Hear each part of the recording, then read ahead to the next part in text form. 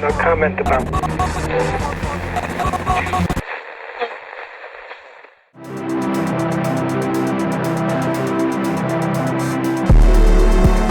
Elle Herman is going to present her paper called "The Problem with Prosecuting Fascism." Boom! Boom! Yeah, word. Yeah, it was put on before by the Carceral Society, which is a underground guerrilla society of philosophers that has been proliferating themselves in New Mexico and would like to expand into different splinter cells throughout the nation and conduct underground guerrilla. Did I say guerrilla already? Probably, yeah. All right. Anyway, shout out to the Carceral people. We're in here, right? Elle Herman did this paper before and conjured forces of nature. And Elle, who is this kind of child prodigy, is going to rock it again. But we're going to tape now this conjuring of the forces of nature. And I think my speech is slurred too. I've been drinking since Baton this evening. That time we've been doing that. Keep that in there, all right? Anyway, go ahead.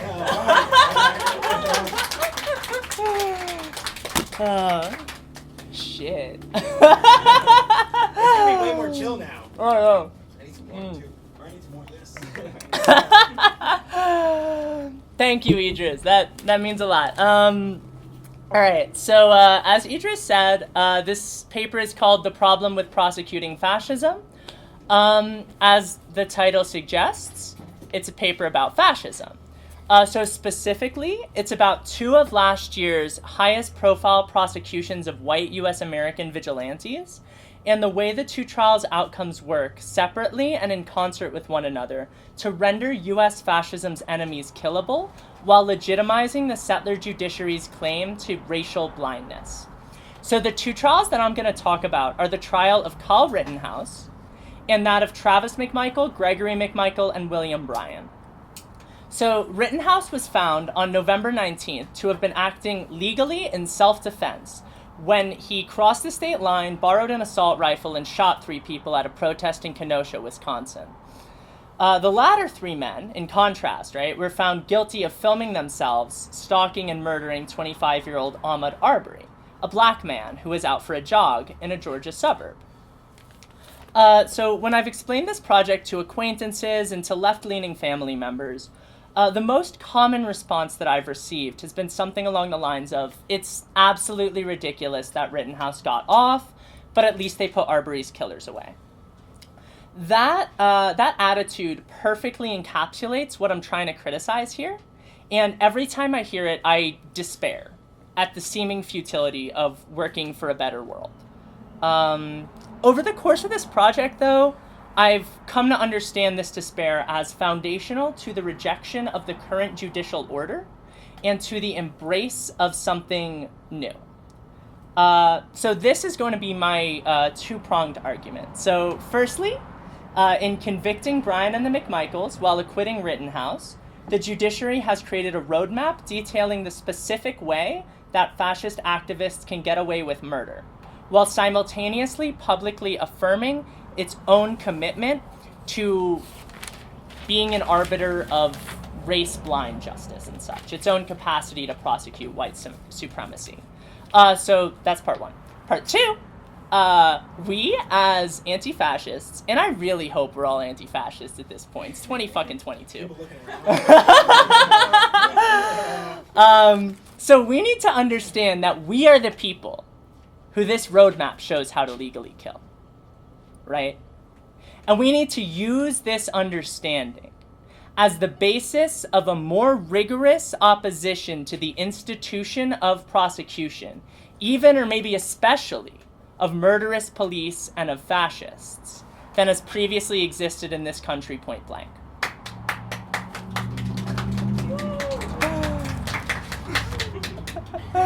Thank y'all. So before I get into the body of my argument, I want to stop here and just define a couple terms. So a fascist vigilante, in my conception, is pretty much just any non-state actor who commits violence in a way that advances fascism. Fascism is a little bit harder to pin down an exact definition of, but if you'll all bear with me, I'm going to try to do my best. So in general, right, the most common definition of fascism and the one which gained prominence in the 90s during what could be termed a post-Cold War boom in fascist studies, is essentially an ideological one.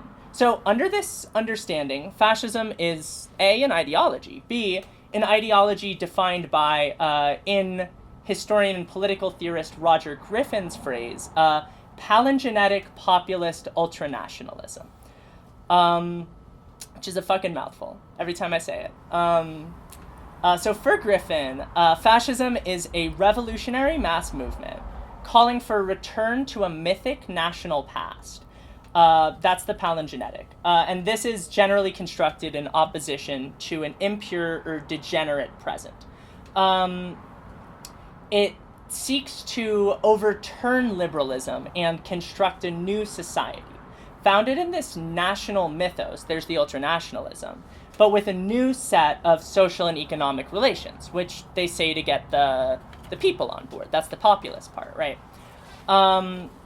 So in formulating this definition, Griffin focuses a lot on fascist self-perceptions and self-representations.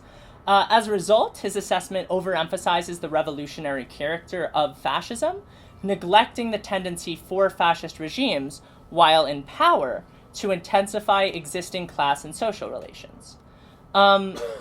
Marxist scholar David Renton is highly skeptical of this definition. He prefers a broader, much more functional definition, right? So at its simplest, he writes, quote, fascism is a specific form of reactionary mass movement, end quote. He draws on interwar German socialist Clara Zetkin's analysis of the phenomenon to formulate a theory of fascism as a movement that A, emerges out of economic crises of capitalism, B, often gestures towards anti-capitalism, but C, is definitionally anti-communist and anti-Marxist, and D, which appeals primarily to impoverished petty bourgeois, such as shopkeepers and salaried professionals, while also mobilizing broad swaths of society from all social classes for its project of ultranationalist military mobilization and enrichment of the bourgeoisie.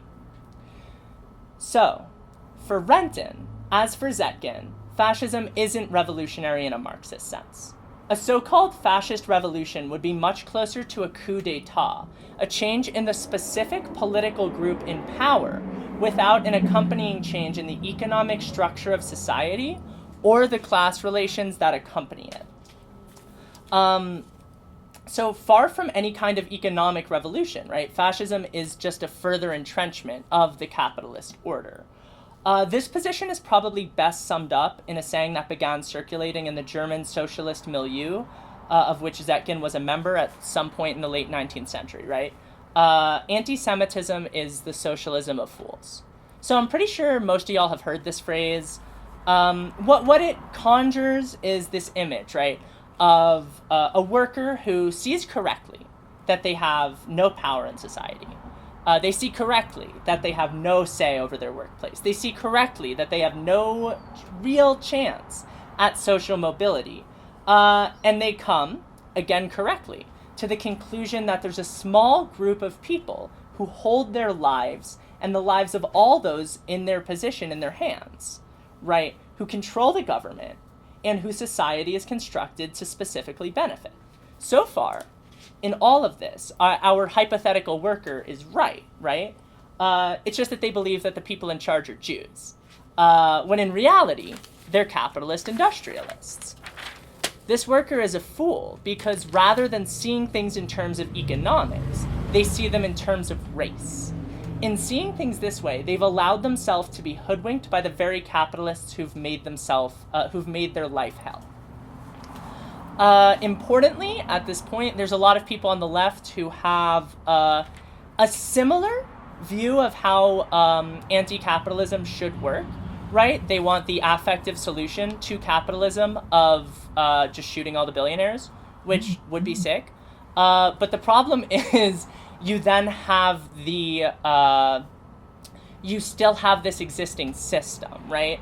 So essentially, anti-Semitism or, anti-specific individuals, right, is it's a sleight of hand because it's directing anger at what should be systems, at individual people, and at individual groups of people, rather than systemic structures which are malleable and can adjust to whatever group claims to be in power. Rock the Jeff Bezos example. Yeah, like if you shot Jeff Bezos tomorrow, right, his kids would just get his money, right? But if you unionize Amazon and Amazon workers take control of their workplace and of this means of distribution and of the entire business, that meaningfully reduces the power not of Jeff Bezos as an individual, but of the class that he is a member of the bourgeoisie, of the bourgeois class. Yeah, y'all with me? Yeah. So fascism, for Renton and Zetkin, performs a similar sleight of hand here, right? So it redirects legitimate proletarian and petty bourgeois anger away from the large capitalists who are actually immiserating both classes, insisting that Jews or immigrants or trans kids or Roma or any one of 1,000 other groups is actually responsible for national suffering, and that the solution to the angry workers' economic woes is the extermination of the scapegoated group.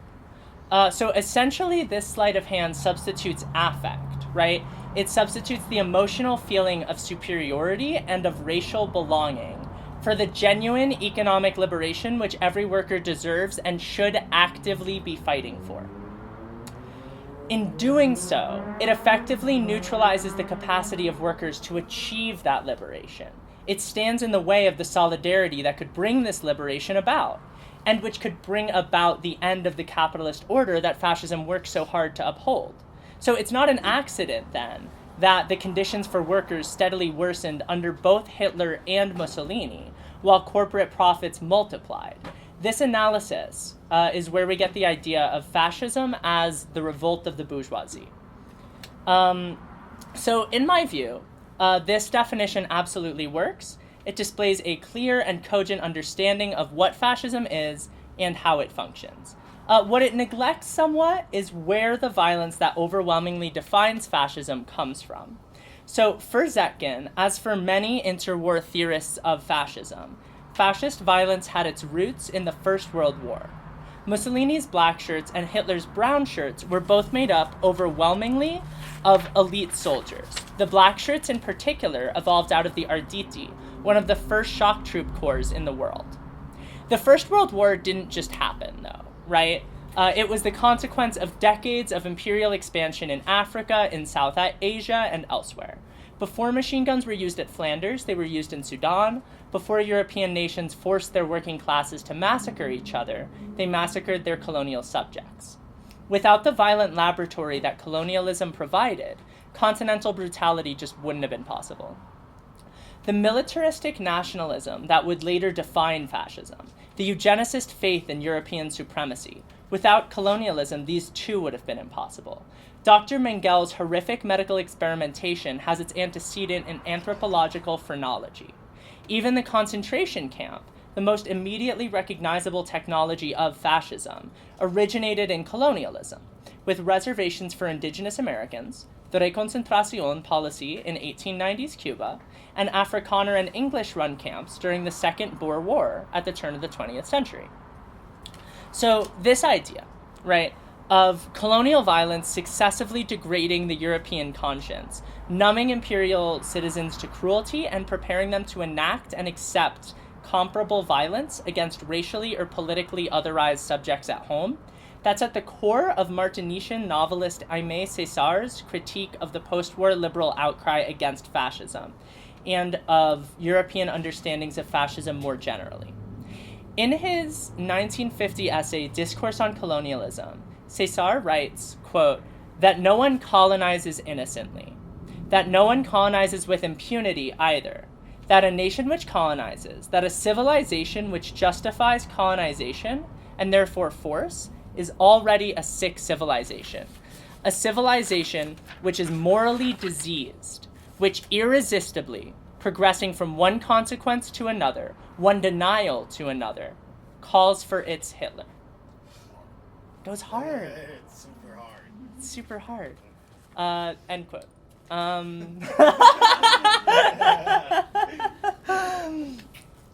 So, for César, fascism in the imperial core is the natural consequence of capitalism and of colonialism. Enslavement, resource extraction, and colonial policing laid the ideological and technological groundwork for the Gestapo. So, historian Greg Grandin, who, full disclosure, doesn't seem to consider himself a scholar of fascism, has traced a similar phenomenon in the history of the US. So, in his 2019 book, The End of the Myth, he frames American history as the history of the frontier, and especially of a mythic frontier, a place where intrepid and violent young men can go to make a name for themselves. It's the cowboy myth, you know? It's John Wayne, you go out there, you're a hard man, you eke out a life for yourself, you take what's yours.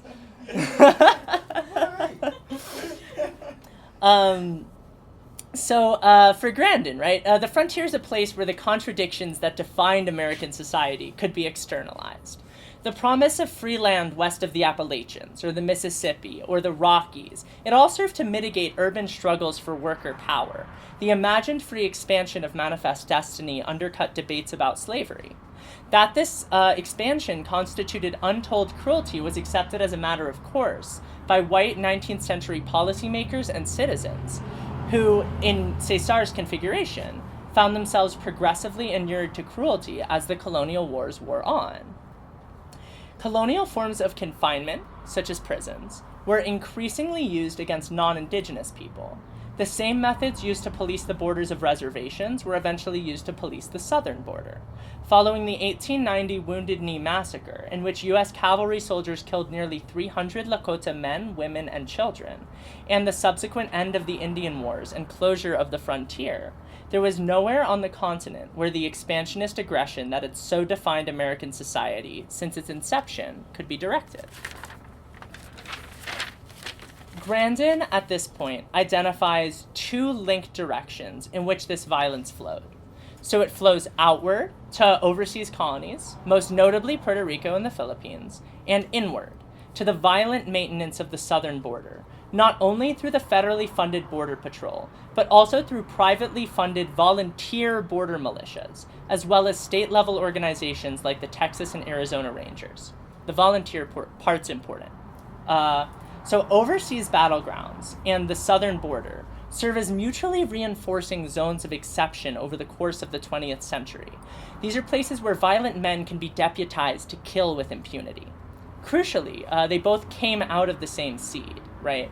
The southern border was produced out of the 1846-48 Mexican-American War, originally configured as a war for Western expansion. As a result of the war, the U.S. gained de jure, if not de facto, control over territory from the Mississippi River to the Pacific Ocean, from the Rio Grande to the Cascades. Similarly, right, U.S. involvement in the 1890s war for Cuban independence was boosted using the language of manifest destiny and of Western expansion. Cuba, Puerto Rico, and the Philippines were going to become the new frontier. The brutal counterinsurgency campaigns that followed the Spanish-American War were conducted using explicitly colonial language and tactics, up to and including the very concentration camps that Spain had so recently employed to control Cuban revolutionaries. I think we're on the new shit now. So the application of these counterinsurgency tactics within the continental U.S. expressed most immediately in the establishment of concentration camps for Japanese Americans during the Second World War, the state-sponsored assassinations of various civil rights leaders in the 60s and 70s, and today, and the post-civil rights era prison-building boom of the 80s and 90s, are fascism, plain and simple. It's only a question of whether the mass mobilization campaigns are directed against disloyal racial others, so-called agitators, or racially constructed criminals.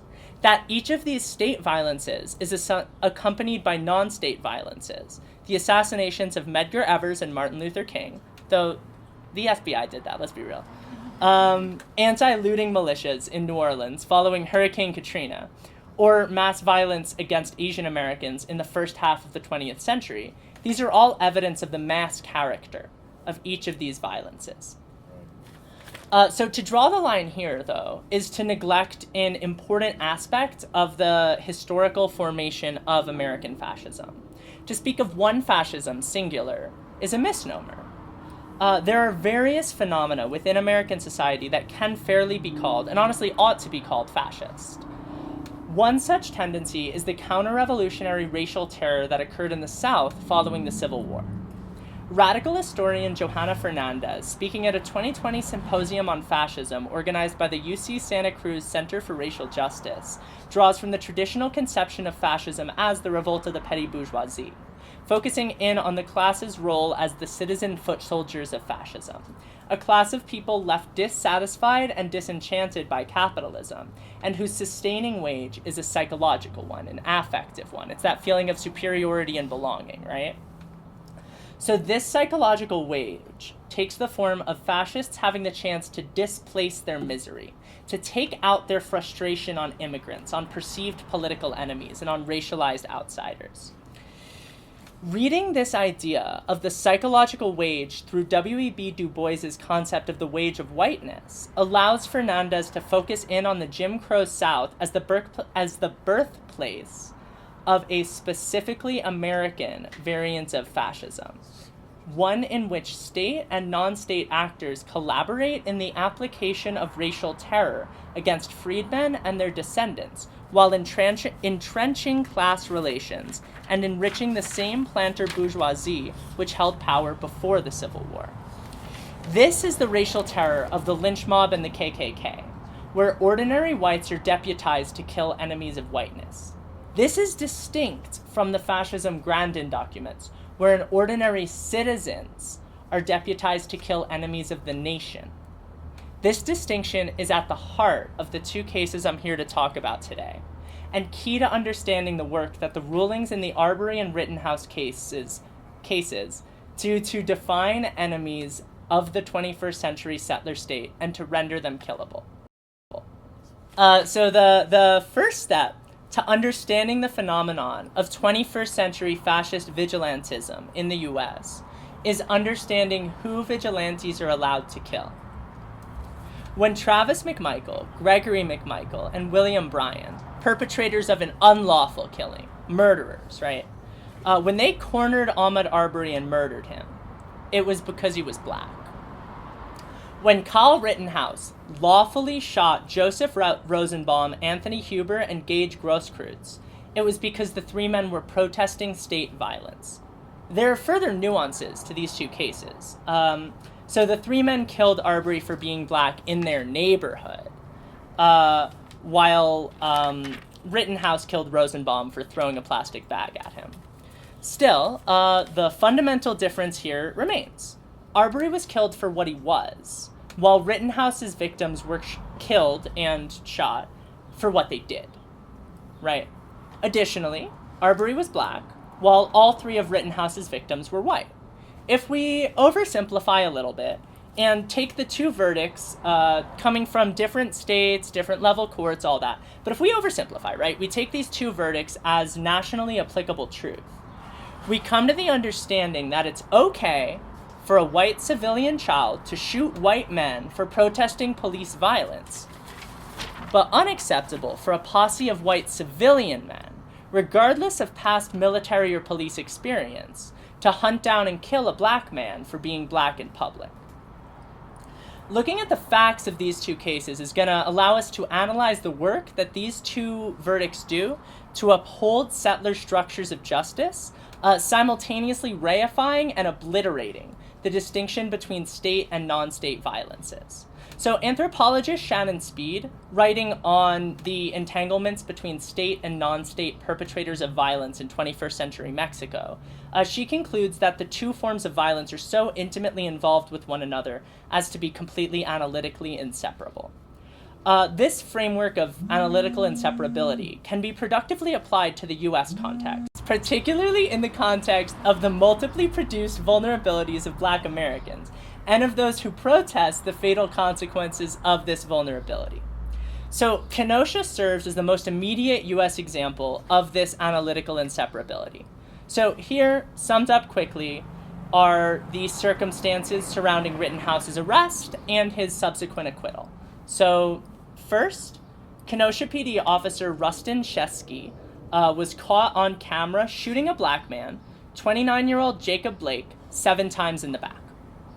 2, a number of community members, upset by this act of state violence, staged protests over the course of several nights. Kyle Rittenhouse, a white suburban child, then drove to Kenosha and shot 3 people for protesting against state violence, right? For protesting the shooting of Jacob Blake. 4, we got Rittenhouse is taken to court. He's tried as an adult, and he's let free. Then, the state declines to prosecute Officer Shesky. So, here, Rittenhouse serves as a non-state actor whose violence directly serves the aims of the state. He punishes those who contest the legitimacy of the government's power to kill, or in this case, to maim. He is rewarded with a limited sort of immunity.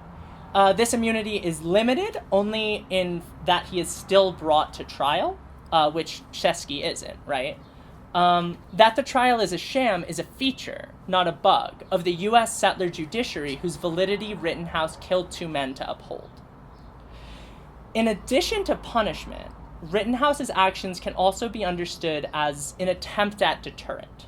Since at least the 2017 car attack in Charlottesville that killed white anti-fascist protester Heather Heyer, there's been an increasing understanding that to go to an anti-racist protest is to take your life in your hands. Since then, in the 5 years since 2017, right, car ramming attacks, hundreds of which have occurred even just in the 2 years since George Floyd's murder, have surged in frequency, to the point where a vigilante driving into a crowd of anti-racist protesters is unlikely to make national news. The emergent possibility of right-wing gunmen killing anti-racist protesters with near impunity, as Rittenhouse did,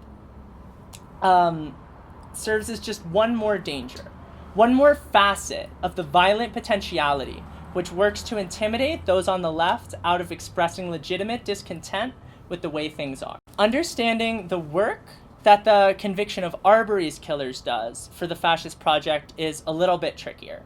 So while the prosecution of the case was certainly fraught, on its face, the verdict is the culmination of a story of public outrage leading to a fair trial and ultimately the removal of 3 dangerous racists from the streets of Georgia. It can be tempting to see the case as a spot of good news in otherwise bleak mediascape, right? Or to compare it to the 2013 acquittal of George Zimmerman in the murder of Trayvon Martin, and accept the case as a win for racial progress, right? Albeit a small one. This temptation, as I alluded to earlier, is wrong-headed. The high-profile prosecution of these men serves to legitimize not only a criminal punishment system founded in settler colonialism and in racism, but also a specific legal doctrine, felony murder, under which people who haven't killed anyone can be charged with and convicted of murder. This legitimation of the settler state's claim to judicial sovereignty can be understood as an expression of what Jody Malamed terms racial liberalism. She writes, quote, "At racial liberalism's core was a geopolitical race narrative. African American integration within U.S. society and advancement towards equality, defined through a liberal framework of legal rights and inclusive nationalism, would establish the moral legitimacy of U.S. global leadership." Malamed goes on to situate gains within this framework, such as the Civil Rights Act and decreases in personal and legal prejudice, as affirming American democratic legitimacy in the eyes of a global public increasingly willing, in the age of decolonization, right? She's talking about like the 50s and 60s, to see black people as human. If the US wanted to maintain its global image, in other words, it had to put a stop to the lawless racial violence which had so defined the Jim Crow era, and to demonstrate that, whatever its past misdeeds, the United States of the 20th century was now a place where racist vigilantes were prosecuted to the full extent of the law, and where black people had the same chance to succeed as whites. So this was bullshit. The post-civil rights era, we see the largest carceral buildup in human history. There's been a lot of debate over whether the US prison system is actually fascist. but a few aspects of the origin of the prison building boom and the hysteria about crime that preceded and sustained it stand out to me as particularly fascistic. So to start out, there's the degree to which it served a genuinely counter-revolutionary purpose. The 50s and 60s saw the greatest improvement in the legal standing of Black Americans since the end of Reconstruction in 1877, right? Legal segregation ends. The Voting Rights Act passes. In this context, racist demagogues had little difficulty fanning the flames of white fear. Racialized phantoms of white dispossession and inversion of the social order. Blacks on top, whites on the bottom, right? This serves to harden the heart of white America to racist violence. Racially motivated incarceration and over-policing served to disrupt Black organizing efforts, while focuses on individual crime undermine attempts at social solidarity. This generally is what Michelle Alexander's thesis is in The New Jim Crow. Mass incarceration and its accompanying practices of felon disenfranchisement, mass surveillance, and targeted policing was a violent state response to the threat of genuine Black liberation and of the economic redistribution that it would rightly have necessitated. What this leaves out a little bit is the mass character of the movement to build a carceral society. White complicity in the building of the carceral state is widely acknowledged on the left. What's much lesser known is the degree to which Black community organizations, up to and including the NAACP, were involved in pushing for the first laws of the mass incarceration era. Anti-carceral scholar Michael Fortner, in his book Black Silent Majority, focuses in on this phenomenon.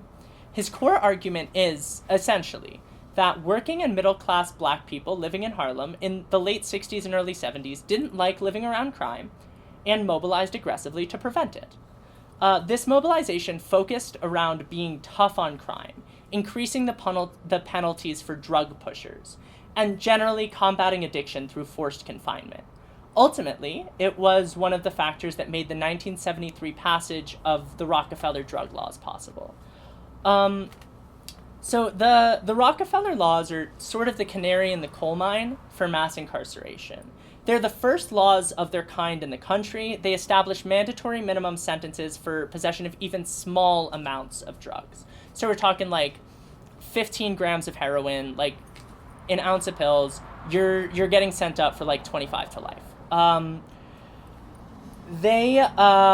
So these laws represent, in Fortner's view, what amounts to a co-optation of legitimate Black frustration with crime and with poverty, and a turn toward the kind of individualized state-sponsored violence that would come to define governmental responses to poverty over the subsequent decades.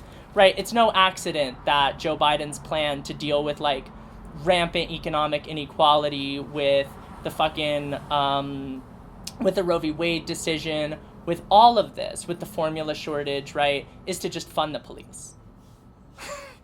They're connected somehow. It's poverty causes social unrest, so we should arrest all of the people who are discontent, who are not content with the social order. We should arrest the people who have to turn to the informal economy in order to survive. We should arrest and criminalize the people who turn to substances to be able to get through fucking grinding terrible days at the bad job factory or whatever. Like, it's brutal, but it's what happens. This co-optation occurs, right, in the context of a potentially revolutionary situation. It's the 60s, it's the 70s. We're talking about, like, the Black Panthers right now. We're talking about these, like, widespread movements, the Young Lords. We're talking about, like, real efforts at liberation, not just, like, liberal increases in access to rights, right? So this co-optation occurs in the context of a potentially revolutionary situation, and it results in the further entrenchment of exactly the problems that revolutionaries were opposing. And all of that strikes me, right, as an echo of interwar fascism. And in my view, it's sufficient cause to label mass incarceration not only racist, but also explicitly fascist. As such, a vigilante who kills to maintain the present carceral order is a fascist vigilante. A kid who does so is a fascist child soldier. And a supporter of that same order is, whether they know it or not, a supporter of a certain strain of fascism. So this fascism that I'm talking about here thrives on the consistent othering of the criminal, generally constructed in the public imagination as a caricature of unimaginable cruelty. The criminal is imagined as Willie Horton, right? Or Jeffrey Dahmer. Or more recently, right? Brock Turner. The secret that everybody knows, but that nobody wants to accept, is that the overwhelming majority of criminals aren't Jeffrey Dahmer. They are, rather, poor people. They're people addicted to drugs. They're homeless people. They're sick people. They're our neighbors. They're us, if we fuck up once. They're me, for reasons I'm not going to get into on camera. So this is the lie underpinning the entire American carceral project, right? In order for the enormous apparatus of human caging, surveillance, humiliation, and brutality that's been built up over the last 50 years to continue, the American public has to continue seeing people behind bars as rightfully incarcerated criminals. It has to see their trials as fair. It has to see their judges as unbiased. It has to see their juries as comprised of peers. The recent excesses of the court system, the judicial sentencing of lawyerless 3-year-olds in immigration court, the 2016 slap on the wrist for white racist Brock Turner, the failure to convict George Zimmerman or to indict the cops who killed Eric Garner, and the accompanying public outcry, right? Most notably the Black Lives Matter movement, have damaged the perception of the American judiciary as fair and as unbiased. The nationwide rebellion that occurred in the summer of 2020 following the murders of George Floyd, Breonna Taylor, and Tony McDade further cracked the foundations of carceral legitimacy. Black Lives Matter protests had been going on for years, but never on this scale. In the space of a week, many formerly neutral or even vaguely pro-cop people found out firsthand the lengths people are willing to go to maintain order. Public discourse had suddenly leaped left. On June 12, 2020, the New York Times published an op-ed by Miriam Kaba entitled, "Yes, we literally mean abolish the police." It feels fair to say, in light of all this, that the summer of 2020 constituted nothing less than a crisis of fundamental legitimacy for the American criminal punishment system. In this context, the high-profile convictions of killer cop Derek Chauvin, of white supremacists like Bryan and the McMichaels, and even of participants in the attempted fascist seizure of power on January 6th of last year, can be understood as attempts by the established carceral regime to re-establish the figure of the hated criminal, to encourage the public to forget that the police the president wants so badly to fund are the same ones who kicked the shit out of us not 2 years ago. Their attempts to break public solidarity, to convince us not only that there is evil out there, but also that the cops who've killed more than 1,000 people in the last year alone are the only ones who can protect us from it. So this is what the conviction of Bryan and the McMichaels does. It launders the reputation of the fundamentally racist American judiciary, making it appear to a casual observer as race-blind or something like it. In punishing these men for killing Ahmaud Arbery, the state affirms its own right to kill, cage, and brutalize. In denying these non-state actors the right to lynch, the state reasserts its own right to lynch, expressed through rampant police murder and the brutality of prison. To sum up, according to the verdicts in the Rittenhouse case and the case of Arbery's murder, it is illegal for a U.S. civilian man to kill a man for being black, but legal for that same civilian to kill a man for protesting the states having killed a man for being black. When fascist vigilantes are found innocent, it heightens the likelihood of future right-wing vigilantism. When they're convicted, it affirms the legitimacy of a fascist judicial system. We're trapped, for the moment at least, in a catch-22. The United States judicial system exists to cage people of color. It exists to silence dissidents. It exists to affirm the rights of gun-toting white children to act in self-defense, defined as broadly as humanly possible. It cannot be reformed. There is no good intention hiding deep down within it that can be salvaged. And yet, when we go out to protest it, to protest the fundamental violence at the heart of our society, we are killed. We are beaten. We are caged. We are at best left traumatized, unable to live our lives to the fullest, and the justice system, such as it is, grinds on. Black theologian Vincent Lloyd, drawing on Kierkegaard, writes that one must first despair before one can truly have faith or love or hope. He continues, using theological language to convey the power of despair, to expose illusions and reorient those experiencing it towards the truth, a truth qualitatively different from the world. Lloyd situates despair, true hopelessness, as foundational to the task of creating not an incrementally better world, but an ontologically different one, in which we may finally be free of the oppressive racial, economic, and political formations which have come about over the last 500-odd years. It is only when we realize there is no one who can rescue us that we begin to work together. It is only when we realize that no help will ever come that we begin to create the things we need to survive. Put more concretely, the existing system can't save us, and if it could, its functionaries would choose not to. We are at the edge of a precipice. If we want to live in a just world, we are going to have to break the law to do it. I'm not calling right now for every person here to go out tomorrow and get a gun, though there's a place for that, right? The fascist who shot up a leftist march in Portland last February was only stopped by an anti-fascist bullet. Some of us need guns. What I'm saying, rather, is that fascism isn't coming. It's here. It's been here for my entire lifetime. It's been here for most of your entire lifetimes as well. Our only chance to overcome it is to organize. That means organizing as laborers across lines of difference. It means concerted unionization campaigns, violent unionization campaigns where necessary. As intellectuals, it means propaganda campaigns. If what we're writing doesn't fight fascism, it's pointless. It means getting in the way of cops when they try to disappear people, regardless of whether the cop has a piece of paper saying the person they're coming for deserves it, or what the police claim the person's done. It means robust, consistent opposition to the institution of the prison, to the institution of the police, and to the institution of capitalism.